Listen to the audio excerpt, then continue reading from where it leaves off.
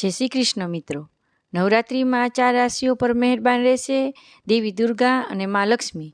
તો કઈ છે તે 4 રાશિ તે ચાલો જાણીએ. એ જાણતા પહેલાં વિડીયોને લાઇક, શેર અને સબસ્ક્રાઈબ કરો અને કમેન્ટમાં જય માતાજી જરૂરથી લખજો. તો 22 સપ્ટેમ્બરથી શારદીય નવરાત્રિ શરૂ થઈ રહી છે અને સમાપન 2 ઓક્ટોબરના રોજ થશે. આ વચ્ચે 24 સપ્ટેમ્બરના રોજ ચંદ્ર તુલા રાશિમાં ગોચર કરશે, જ્યારે ગ્રહોના સેનાપતિ પહેલેથી જ હાજર છે.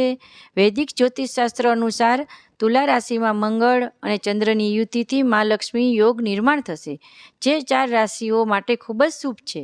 શારદીય નવરાત્રિમાં મહાલક્ષ્મી રાજયોગ બનવાથી આ 4 રાશિઓ પર માતા દુર્ગા અને માતા લક્ષ્મીની કૃપા રહેશે.